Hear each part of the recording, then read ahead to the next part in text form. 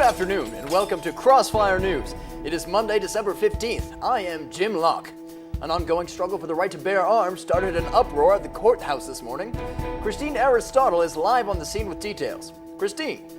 Well, Jim, according to witnesses, a woman by the name of Rick Bob Joe? Yes, Miss Rick Bob Joe was seen walking into the courthouse this morning, only to have been arrested for having possession of very muscular guns. I heard they had to disarm her. Was there any resistance?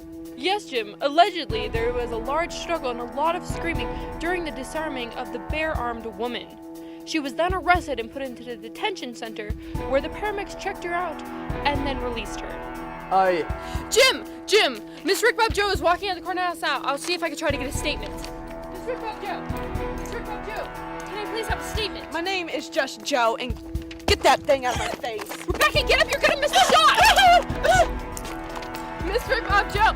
Christina Aristotle with Crossfire News. Can you please tell me why you entered the courthouse with bare arms when you knew it's illegal? I feel like I should be able to exercise my right to bear arms. But it's a courthouse. You have no right. I know my rights, miss. I can talk to a camera.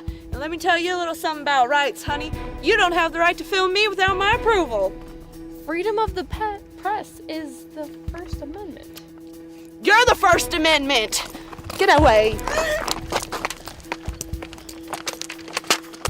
America! Well, there you have it, Jim. From the rebel herself. I'm Christina Aristotle reporting for Crossfire News. Back to you. Excellent reporting. Thank you, Christine. Also standing by, we have a specialist on the matter, Dr. Elizabeth Madison, who graduated from Grizzly Gun University out of Hamilton, Georgia. Doctor?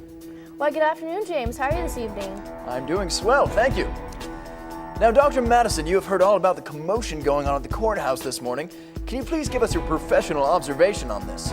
Of course I can, James. You see, we the people of the United States are just not simply allowed to bear arms in federal buildings. And for good reason, too. Emotions are at such a high, especially in a courthouse. I know personally I wouldn't want to see someone get mauled. Yes, quite. Can you please give us some history on the Second Amendment and how it all started? Yes, you see, the funny thing about the Second Amendment is that most of the public believe that this has something to do with the right to own a firearm. Silly people, it's not. It all started back with the founding fathers of the great nation and their natural obsession with bears. Bears, Dr. Madison. Yeah, you heard right, Jim. Bears. John Locke, Aristotle, James Madison, Alexander Hamilton, they all love bears so much they wrote it into the Bill of Rights. They wanted everyone then and now to enjoy their love for bears. Sadly, I am getting a cue to wrap this up. Thank you so much, Doctor, for joining us. It is much appreciated.